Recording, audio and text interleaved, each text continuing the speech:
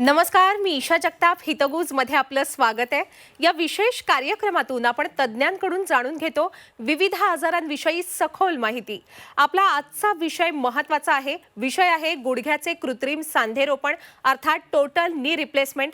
ज्याबाबत माहिती देण्यासाठी आजच्या कार्यक्रमात सहभागी झाले आहेत डॉक्टर सुनील सोनार. नमस्कार डॉक्टर, कार्यक्रमात आपलं स्वागत आहे. नमस्ते मॅडम, थँक्यू सो मच. चर्चेला सुरुवात करूया, पण तत्पूर्वी डॉक्टरांची ओळख करून देते. डॉक्टर सुनील सोनार यांचं नाशिकला साई हॉस्पिटल आहे. तिथे ते जॉईंट रिप्लेसमेंट सर्जन म्हणून कार्यरत आहेत. त्यांचं शिक्षण पुण्याच्या बीजे मेडिकल कॉलेजमधून झालं. जॉईंट रिप्लेसमेंटचं प्रशिक्षण त्यांनी जर्मनीमध्ये डॉक्टर हायको ग्रायचेन आणि सिंगापूरमध्ये डॉक्टर लू नगाई लून यांच्याकडे घेतलं. डॉक्टरांची एसएनओ टेक्निक प्रसिद्ध आहे, म्हणजेच ते सेफ नॅचरल ऑपरेशन करतात. मांडीचा मुख्य स्नायू मध्यभागी न कापता, महत्त्वाचा पीसीएल लिगामेंट न कापता ते ऑपरेशन करतात अगदी सहज. अशा अत्याधुनिक उपचारांमुळेच त्यांच्या रुग्णांना फिजिओथेरपीची गरजही भासत नाही असं ते सांगतात. आणि त्यांच्याचमुळे आजवर गुडघेदुखीचे हजारो रुग्ण वेदनामुक्त झालेले आहेत. आता आपण आजच्या चर्चेला सुरुवात करूया. डॉक्टर, एखाद्या रुग्णाला गुडघ्याचे कृत्रिम सांधेरोपण म्हणजे टोटल नी रिप्लेसमेंट करण्याची गरज आहे, हे कसं ओळखायचं? फक्त एक मेन्शन करायचं करतो मी मुंबई येथे देखील ऑपरेशन्स करतो. मुंबई सेंट्रलचं होकाड हॉस्पिटल, येथे मी रेग्युलरली ऑपरेशन्स करतो. कधी कोणी मुंबईचे पेशंट्स असतील तर त्यांना माहिती असावी म्हणून सहज सांगितलं.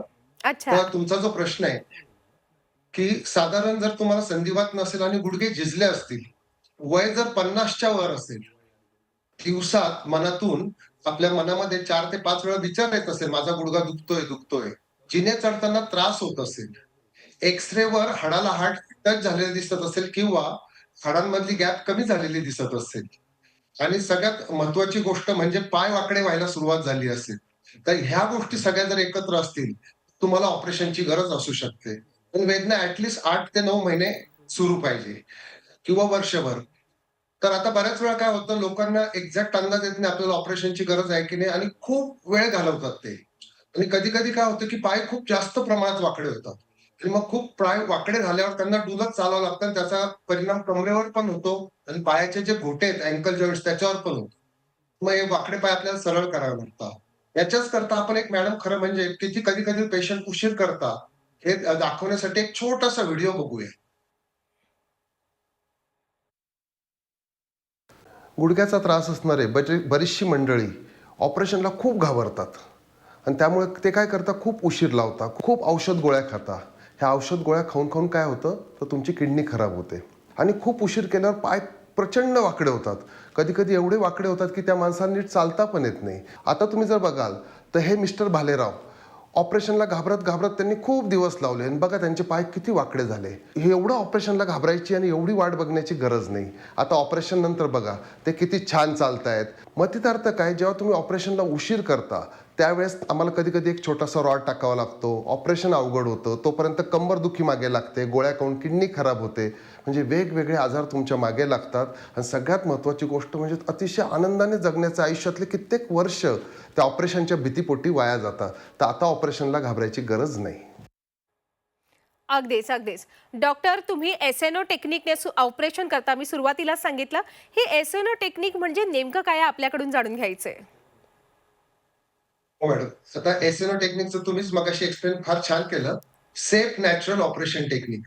आता हे सेफ नॅचरल म्हणजे नैसर्गिक गोष्टी तशाच ठेवायच्या आपल्या शरीरातल्या आणि सेफ पाहिजे. तर सेफ नॅचरल ऑपरेशन टेक्निक म्हणजे काय? त्याच्यामध्ये स्किन कट केल्यावर बऱ्याच वेळा मेडियल पॅरापटेलर अप्रोच घेतला जातो, म्हणजे मांडीचा पुढचा स्नायू मध्यभागी कट केला जातो. तर आपल्या ह्या एसएनओ टेक्निकमध्ये सबव्हास्टस अप्रोच घेतला जातो, तर हा स्नायू कट केला जात नाही. त्याच्या खालून जाऊन ऑपरेशन केलं जातं. त्यामुळे त्या स्नायूची ताकद कमी होत नाही आणि आम्ही सजेस्ट करतो फिजिओथेरपीची देखील गरज नाही. कारण पायाची मूव्हमेंट आणण्याकरता सुद्धा आजकाल आम्ही मेडियल पिव्हट नी हे एकदम ऍडव्हान्स जॉइंट्स वापरतो.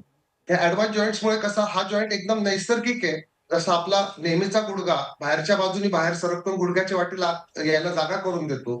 असे जॉइंट्स वापरत असल्यामुळे तुम्हाला सीपीएम वगैरे मशीन सुद्धा लावायची गरज नाही, कारण ते 130, 140, 155 डिग्री पर्यंत वाकू शकतात.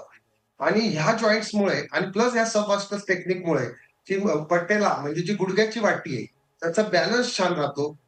ट्रॅकिंग छान राहतं आणि रिसर्फेस म्हणजे थोडक्यात तो बाहेरचा पार्ट, गुडघ्याच्या वाटेचा बाहेरचा पार्ट प्लास्टिकने बदलण्याची गरज नाही. त्याला रिसर्फेसिंग म्हणतात. याच्याशिवाय एसएनओ टेक्निकमध्ये पीसीएल हा अत्यंत महत्वाचा लिगामेंट कट केला जातो.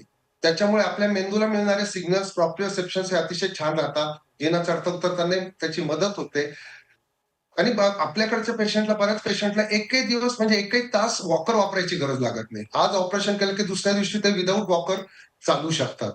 याच्याशिवाय मॅडम आजकाल आम्ही आणि पीसीएल लिगामेंट कट न केल्यामुळे काय होतं, की त्याच्या बदल्यात जो प्लास्टिकला उंचवटा असलेला पार्ट टाकावा लागतो, तो टाकायची गरज लागत नाही आणि हाड मध्यभागी कट करावा लागत नाही. याच्याशिवाय मॅडम आजकाल आम्ही ग्लू वापरतो, म्हणजे डिंक वापरतो. त्याच्यामुळे पेशंटला टाके काढण्याची सुद्धा गरज नाही. आणि सगळ्यात शेवटची गोष्ट म्हणजे डायबिटीस असेल, काही केसेसचं प्रतिकारशक्ती कमी झाली असेल, इम्युनिटी कमी झाली असेल, अनकंट्रोल डायबिटीस असेल, तर आतमध्ये औषधाच्या गुडघ्यात गोळ्या सोडल्या जातात.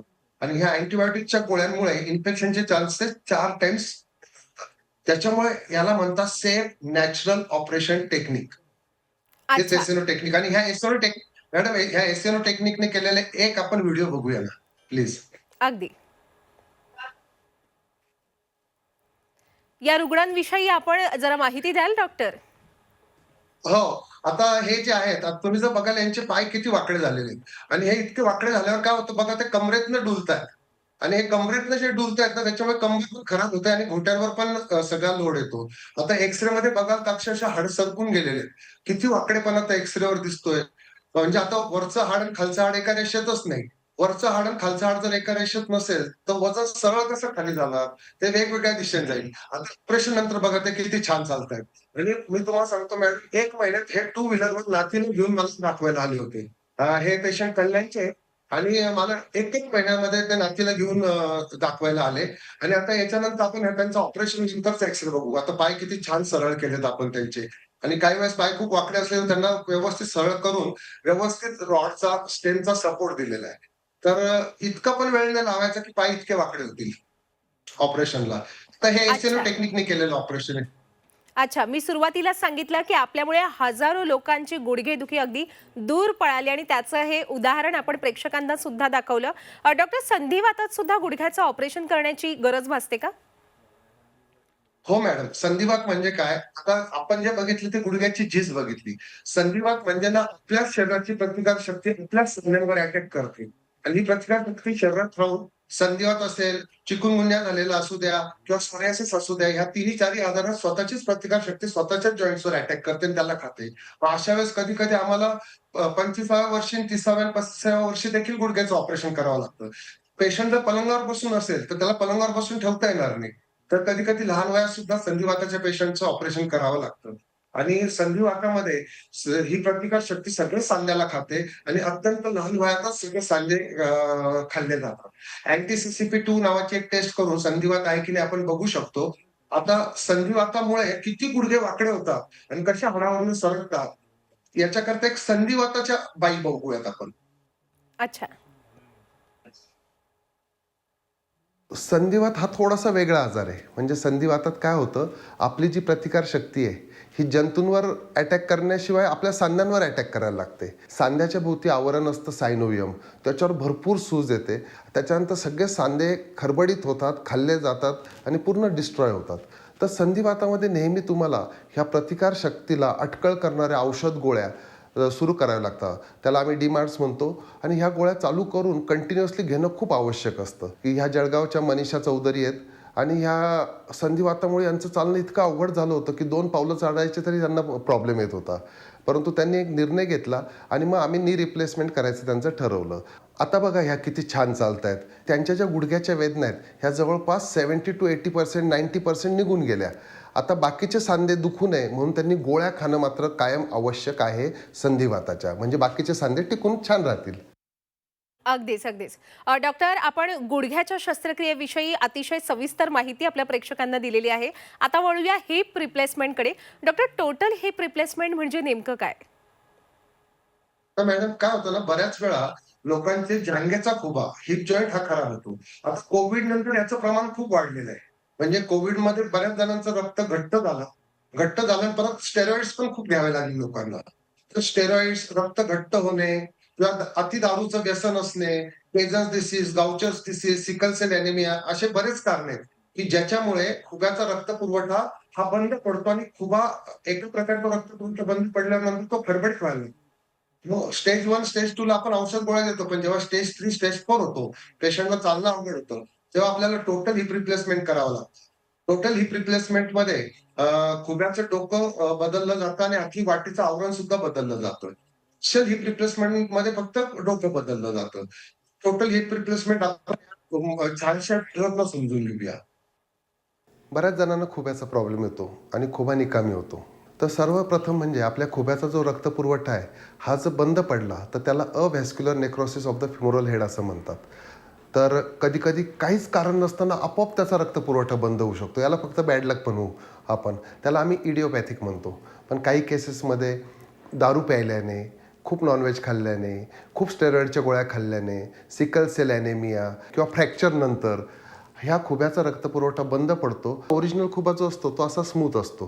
तुम्ही बघा ही खुब्याची वाटी आहे आणि हा खुबा आहे ना छान असा गोल फिरत असतो. ज्यावेळेस खुब्याचा रक्तपुरवठा बंद होतो त्यावेळेस हा पूर्ण असा खरबडीत झाला आहे आणि खरबडीत झाल्यावर हे घर्षण चालू होतं. खुबा रिप्लेसमेंटमध्ये इकडे एक दांडा टाकतो, याच्यावर हा बॉल टाकतो आणि इथे ही वाटी बसवतो आणि याच्यामध्ये हा खुबा फिरायला लागतो आणि तुमच्या वेदना निघून जातात. आता हे मिस्टर हगवणे बघा किती छान जिना चढतायत, जिना उतरतायत, टू व्हीलर चालवतात, सगळी कामं करतात. थँक्यू. डॉक्टर, खरं तर गुडघादुखी किंवा खुबादुखी हे पूर्वी ना आजी आजोबांना झाल्याचं आपण पाहायचो, पण आजकाल तरुणांमध्ये सुद्धा या वेदना आढळतात, पाहायला मिळतात. जेव्हा सुरुवात होते गुडघा दुखायला, खुबा दुखायला, तेव्हा आपण कशी काळजी घ्यायला हवी? तर जर समजा मॅडम एकदम जस्ट सुरुवात झाली आणि एक्स-रे चांगला आहे, एक्स-रेवर खूप गुडघा खराब नाहीये. तर मग म्हणजे अशा वेळेस एक्स-रे आपण काय करू काढायचा, शकतो तर म्हणजे एक्स-रे काढायचा हे हां, महत्वाचं. एक्स-रे काढायचा मॅडम आणि युरिक ॲसिड चेक करायचं. युरिक अच्छा. ॲसिड पण चेक करायचं आणि युरिक ॲसिड नॉर्मल असो किंवा नसो, एकच लक्षात ठेवायचं. फ्रॅक्चर करता नॉन-व्हेज आणि ड्राय फ्रुट्स म्हणजे काजू, बदाम, डिंकाचे लाडू वगैरे, वगैरे. हे ड्राय फ्रुट्स आणि नॉन-व्हेज हे फ्रॅक्चर करता खूप चांगलं जुळण्याकरता. परंतु जर सांधा खराब झाला असेल, तर ह्या खराब झालेल्या सांध्यामध्ये नॉर्मल जरी युरिक ॲसिड असेल, सोडियम मोनोयुरेटचे खडे अडकतात आणि खालच्या हाडाला खरडून काढतात. आणि सर्वप्रथम जर कमी प्रमाणात गुडघे दुखत असेल, तर नंबर 1 नॉन-व्हेज आणि ड्राय फ्रुट्स बंद केले पाहिजे. तुमचं वजन 8 ते 10 किलोने कमी केलं पाहिजे. दुसरी गोष्ट म्हणजे काही काळ जिन्याची चढ-उतार कमी केली पाहिजे. जमिनीवर बसणं टाळलं पाहिजे. शक्य असेल तर कमळ वापरलं पाहिजे. आणि एक ना लॅटरली इलेव्हेटेड म्हणजे करंगळीच्या बाजूने वर उचललेली चप्पल जर गुडघ्याचे आतले कप्पे खराब झाले असतील तर तुम्ही वापरू शकता. त्याचा फायदा तुम्ही घेऊ शकता. आणि शेवटची गोष्ट म्हणजे एखादी संधिवाताची तपासणी अँटी-सीसीपी अँटीबॉडीज म्हणतात त्याला, ती पण करून बघितली पाहिजे, काय संधिवात आहे की नाही. याच्याशिवाय ह्या काळामध्ये तुम्ही जरी युरिक ॲसिड नॉर्मल असेल तरी युरिक ॲसिड कमी करणारी गोळी तिचे काहीच साइड इफेक्ट्स नसतात. उलट किडनी करता ती प्रोटेक्टिव्ह असते. ती स्वतःहून खाल्ली आणि किती दिवस खाल्ली तरी चालते. याच्याशिवाय आजकाल कोलॅजन पेप्टाइड 2 च्या गोळ्या आलेल्या आहेत. त्या निदान 4-6 महिने खाल्ल्या तर बऱ्याच जणांना त्याचा देखील फायदा जाणवू शकतो. हे गोष्टीची काळजी आपण घेऊ शकतो. खुब्याच्या बाबतीत तुम्ही जर म्हणाल मॅडम खुबा जास्त खराब नसेल, स्टेज 1 ला वगैरे असेल, तर आजकाल बिसफॉस्फोनेट्स नावाचे इंजेक्शन्स आहेत, गोळ्या आहेत, त्याचा वापर केला जातो. त्याच्याने बऱ्याच जणांना फायदा होतो आणि अजून काही गोष्टी ज्या आहेत डी-मार्ट्स वगैरे सुद्धा आता आजकाल वापरतात. तर त्या गोळ्या घेऊन खुब्याचं ऑपरेशन काही वर्ष टाळता येतंय का ते आपण स्टेज 1 किंवा अर्ली स्टेज 2 असेल तर प्रयत्न करू शकतो. अच्छा. वजन कमी केल्याने सगळ्याच गोष्टीला फायदा होतो. अगदीच, अगदीच. खरं तर डॉक्टर, आपण सुरुवातीच्याच काळात म्हणजे जेव्हा आपल्याला गुडघादुखी किंवा खुबादुखी अगदी हलकीशी जाणवत असेल तेव्हाच जर लक्ष दिलं, तर पुढे शस्त्रक्रिया टाळण्यासही मदत मिळू शकते कदाचित. पण ज्यांना हो, शस्त्रक्रिया अगदी बरोबर डॉक्टर मॅडम. प्लस अजून काय करू शकता, महत्त्वाची गोष्ट म्हणजे कसं ना, कॅल्शियमची गोळी आहे ना, कॅल्शियमची गोळी मला असं वैयक्तिकरित्या वाटतं बायकांनी 30व्या वर्षी किंवा 35व्या वर्षी सुरू केली पाहिजे. पुरुषांनी 50वी केली तरी चालेल. कॅल्शियमची गोळी ही उपाशी पोटी खायची. म्हणजे बाकीचे काही प्रॉब्लेम्स येत नाही आणि त्याच्यावर 2 ग्लास कोमट पाणी प्यायलं, तर अपचनाचा त्रास सुद्धा होत नाही. सकाळी उपाशी पोटी त्याच्यावर 2 ग्लास कोमट पाणी, मोठे स्टीलचे ग्लास. तर कॅल्शियम आणि व्हिटॅमिन डीच्या गोळ्या तुम्ही वेळच्या वेळी चालू केल्या पाहिजे. स्त्रियांनी 30-35ला चालू केल्या पाहिजे. कारण एकदा मेनोपॉज झाला, मासिक पाळी बंद झाली, की स्त्रियांचं शरीर खूप वेगाने खराब होतं आणि मग ते कव्हर करायला खूप वेळ लागतो. अच्छा, अतिशय महत्त्वाचा सल्ला आपण आपल्या प्रेक्षकांना दिलेला आहे. डॉक्टर, आपल्याकडून जाणून घ्यायचं आहे, की एखाद्या रुग्णाला जर डॉक्टरांनी शस्त्रक्रिया करायचं सांगितलंय, पण शस्त्रक्रिया म्हटलं तर सर्वसाधारणपणे आपल्याला भीती वाटते, एक सर्वसामान्य व्यक्ती म्हणून. आणि जर रुग्णाने टाळाटाळ केली गुडघ्याची किंवा खुब्याची शस्त्रक्रिया करायला, तर पुढे काय धोका होऊ शकतो? तर मॅडम समजा जर गुडघ्यामुळे जर तुम्हाला चालता येत नसेल आणि गुडघ्याचा कप्पा केला असेल तर हळूहळू गुडघे वाकडे होतात. दुसरी गोष्ट म्हणजे जेव्हा जिना चढायचा तेव्हा खूप जीवावर येतं कारण जिना चढताना गुडघे खराब असताना खूप दुखतात. हळूहळू पेशंट जिना चढणं टाळायला लागतात आणि जसे पेशंट जिना चढणे टाळतात तर त्यांच्या मांडीची ताकद कमी होते म्हणजे क्वाड्रिसेप्सची ताकद. त्याच्याशिवाय वाकडे पायांमुळे घोट्यांना पायाचे अँकल जॉईंट्सला ते ऍडजस्ट करावं लागतात तर त्यांच्यावर लोड येऊन अँकल जॉईंट्स खराब व्हायला लागतात. तुम्ही बघितलं असेल तर वाकडे पाय असलेले आत्ताच्या व्हिडिओमध्ये हे लोक डुलत जातात कमरेतनं. त्यामुळे कंबर खराब व्हायला लागते. त्याच्याशिवाय आपण जी साखर खातो ती साखर चलून चलून वापरली जाते. बघा डायबिटीज झालेल्या पेशंटला सगळे डॉक्टर सांगतात तुम्ही चालत जा, चालत जा, चालत जा. मग तुम्ही जर चालले नाही तर ती साखर शरीरामध्ये शिल्लक राहते. मग परत डायबिटीजचा धोका किंवा साखर कंट्रोल न होणं हे प्रकार येतात. त्याच्याशिवाय सगळ्या हृदयाच्या रुग्णांना डॉक्टर सांगतात, की तुम्ही चालत जा किंवा आपण जिममध्ये जाऊन कार्डिओ करतो. म्हणजे काय करतो? चालतो. चालल्याने हृदयाच्या रक्तवाहिन्या सुद्धा मोकळ्या राहतात. त्याच्यात क्लॉटिंग होत नाही, गाठी होत नाही. मग आणि सगळ्यात महत्वाची गोष्ट म्हणजे गुडघा दुखतो, ऑपरेशन टाळायचं आणि गोळ्या खाऊन ह्या गोळ्या किडनीतून बाहेर जातात आणि किडनी खराब करतात. सगळे पेन किलर्स किडनी खराब करतात. म्हणजे गुडघ्याचं ऑपरेशन टाळलं तर पाय वाकडे होणार, घोटे खराब होणार, कमरेवर लोड येणार, मांडीची ताकद कमी होणार, डायबिटीजची शक्यता निर्माण होणार, शुगर कंट्रोल होणार नाही, हृदयाच्या त्रासाची शक्यता वाढणार, पेन किलर्स खाऊन किडनी खराब व्हायची शक्यता वाढणार. अगदीच. डॉक्टर, व्यायाम आपल्या जीवनात अतिशय महत्त्वाची भूमिका बजावतो. सुदृढ राहायचं असेल तर नियमित व्यायाम करायलाच हवा. विशेषतः गुडघा आणि खुब्यासाठी कसा फायदेशीर ठरतो व्यायाम? मॅडम व्यायामाचा फायदा हा प्रत्येक ठिकाणीच होतो. जो मांडीचा स्नायू आपला क्वाड्रिसेप्स स्नायू हा 70% गुडघ्याचा लोड घेत असतो. तर क्वाड्रिसेप्स स्नायू मांडीचा त्याची ताकद वाढवायचे जे व्यायाम आहेत माझे YouTubeवर अवेलेबल आहेत. परंतु मला माहित नाही माझा नंबर किंवा कुणाचा नंबर आमचे निलेश आहेत त्यांचा नंबर जर असेल आणि तो तुम्ही डिस्प्ले केला अ, तर तुम्हाला तो व्यायामाचा व्हिडिओ देखील मिळू शकेल. आता राहिलं जर गुडघे दुखत असतील तर माझा सल्ला आहे की ट्रेडमिलवर जिममध्ये आपण करतो ना, तर ते करू नका. त्याच्याऐवजी जॉगिंग ट्रॅकवर करा आणि जॉगिंग ट्रॅकवर पण मॅडम मातीच्या जॉगिंग ट्रॅकवर चाललं पाहिजे. सिमेंट काँक्रीटच्या जॉगिंग ट्रॅकने काय होतं तेवढंच वजन गुडघ्यावर परत येतं. जर गुडघे दुखत असेल तर मातीच्या जॉगिंग ट्रॅकवर चाला. मांडीच्या स्नायूची ताकद वाढवली पाहिजे. आणि खुब्याकरता हिप ॲबडक्टर्स म्हणजे आपली खुबा बाहेरच्या दिशेने उचलणारे स्नायू त्याला हिप ॲबडक्टर्स म्हणतात. याची ताकद वाढवली पाहिजे. याचे देखील व्यायामाचे सगळे व्हिडिओ आमच्याकडे अवेलेबल आहे. आम्ही तुम्हाला नंबर देऊ डिस्प्ले करायला देऊ. तुम्ही हो, जर तो तुमचे केला संपर्क तर क्रमांक हे प्रेक्षक पाहू शकतात आपल्या स्क्रीनवर आणि ते नक्कीच आपल्याला संपर्क करून आपलं मार्गदर्शन मिळवतीलच. डॉक्टर, आता आलेलो आहोत आपण या कार्यक्रमाच्या समारोपाकडे. जाता जाता आपल्या सर्व प्रेक्षकांना आपण काय मोलाचा सल्ला द्याल?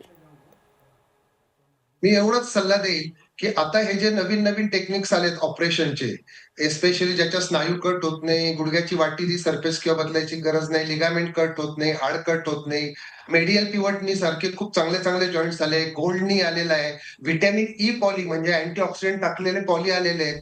त्याच्यामुळे आता ह्या ऑपरेशनला घाबरण्याची भीती राहिलेली नाही. जर तुम्हाला गरज असेल तर वेळ लावू नका. कारण बाकीचे आजार अंगाला लावून, किडनी खराब करून मग आमच्याकडे आल्यावर आम्हाला खूप गोष्टी हँडल कराव्या लागतात.